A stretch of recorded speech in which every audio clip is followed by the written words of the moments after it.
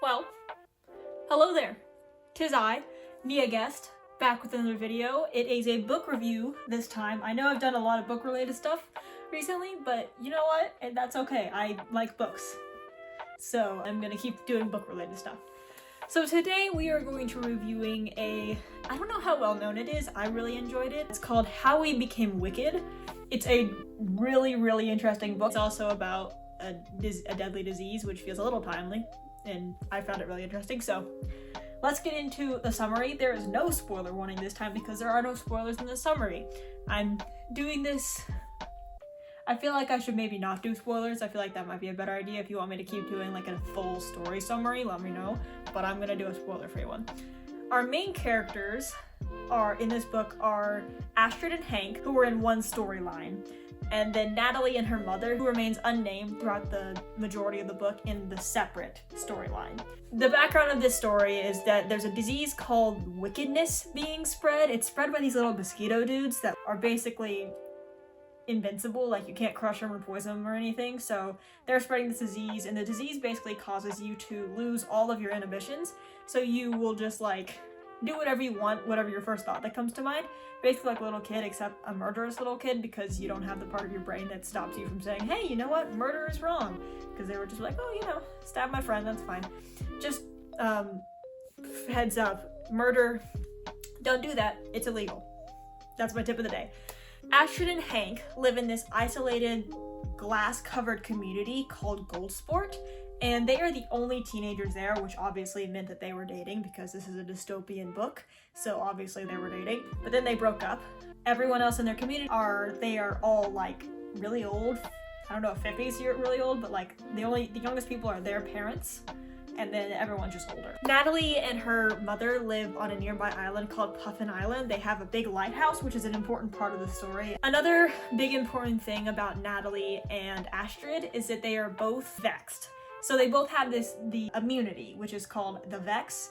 You basically get it by put your child outside with the stingers. The bugs are called stingers, by the way, just remember that. So you put them outside, let them get bit a bunch of times, and that supposedly gives them immunity. However, it didn't really work. That's why there are so many old people and no young people in Goldsport, because all of their kids died, except for Astrid, who is the only one the Vex worked for. So it gives you purple eyes and an immunity to the wicked. Another thing that's important is that Natalie's mom is pregnant, which gets into a bit of an interesting story arc the further you get into the book, because Natalie and her mom live with her wicked grandfather who lives in the lighthouse, which is why it's so important. So there's things that go on, and yeah, the pregnancy is a problem. The big thing that made this book so good was there was a major plot twist, like right at the end of the book, or like, I would say 2/3 of the way through the book, there's a big plot twist. They're like, whoa, and it flips the entire book upside down, and it puts everything in a place and makes everything make sense. So that's my summary. On my thoughts about it, I would just say, wow, it's an excellent book. I really didn't expect the twist. Sometimes when you're reading, you're like, oh yeah, they're gonna try and do this. But with this one, I had no idea what was gonna go on until it happened. It is really well written, and a testament to how well written it is that I sat down meaning to just read for like 10 minutes before I went to bed. And next thing I looked at my clock and it was an hour and a half later. So you can really get sucked into it. It's really fast paced.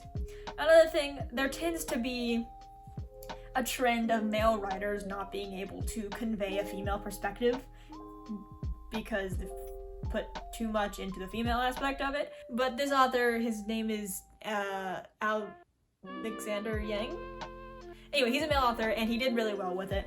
So I wasn't like, oh, that's a male author thing at all during the book. So yeah.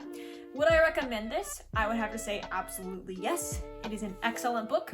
If you are not a fan of horror or like sci-fi, those are big genres in this book. So I would stay away from it if that's not your cup of tea.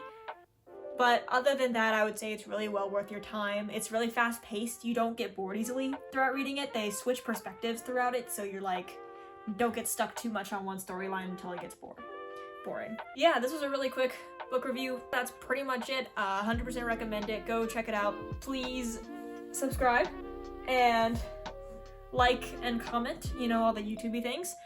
And yes, I will see you all in the next one. So, toodles!